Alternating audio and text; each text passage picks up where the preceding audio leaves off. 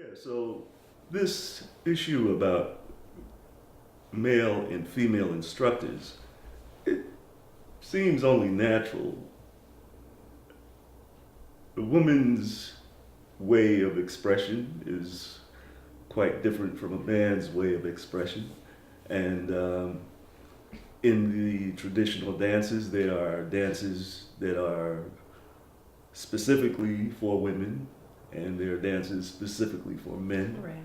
So there are rhythms to those effects. Mhm. So, it only stands to reason that you would feel more in presence and, from having a woman's, instruction on Mhm. that.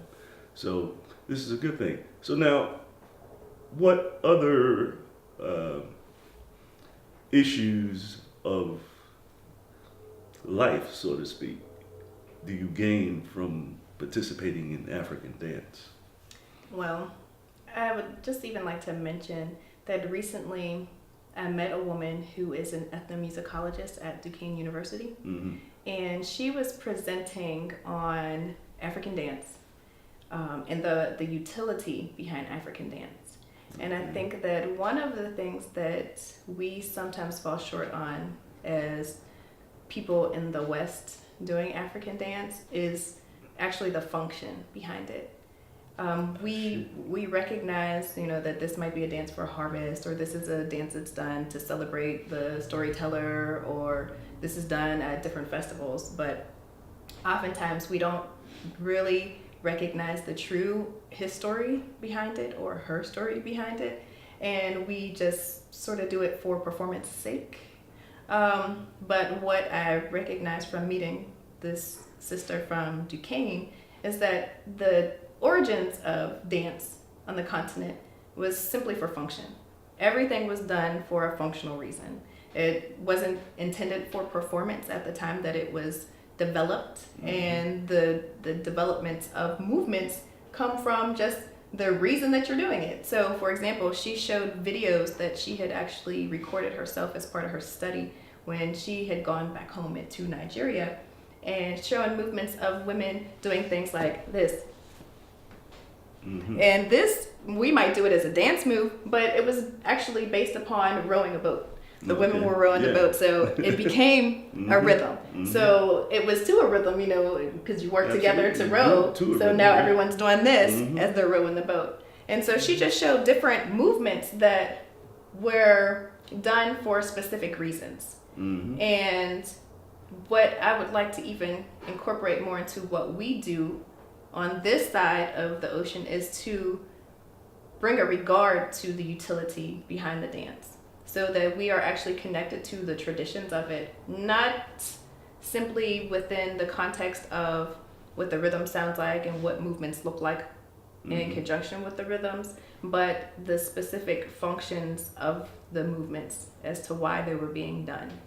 So in talking about the issues that are related to what I see in dance, I see somewhat of a gap at times between what we do in terms of performance and what the origins of actual music and movements are. And that gap that exists is what I would like to bridge, so that we are actually connecting to the history and traditions, as we say that we do, in terms of the work within legacy arts. That's part of our mission, is to connect to the history and traditions of African art throughout the diaspora. And in doing so, we are having that part of our Sankofa experience and going back to the origins of where we come from, so that we can recognize ourselves in the present for the sake of the future.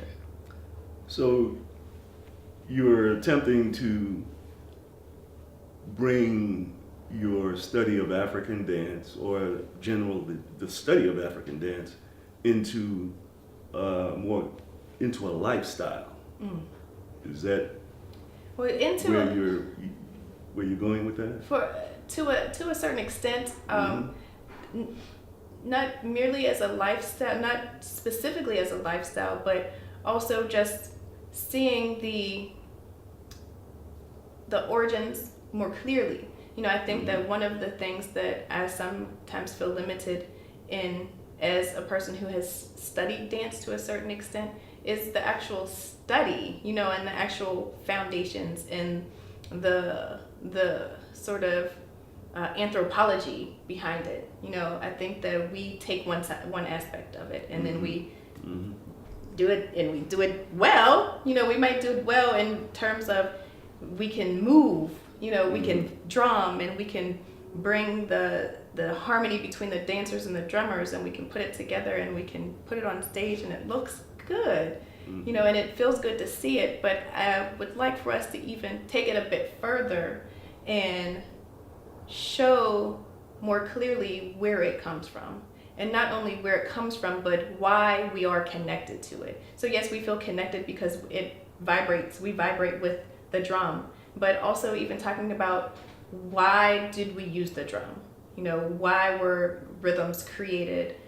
Even I know there's this a video that Brother Shabaka, who is one of the founders of the Sankova Village for the Arts, he shows to his students, and the video, which I cannot recall the name of, shows just how rhythms actually became rhythms, and the regard that it was done for utility. And it may have been that people were pounding maize, so multiple people around a bowl with a stick, with several sticks, and before you know it, everyone's going, and there's a rhythm that's made.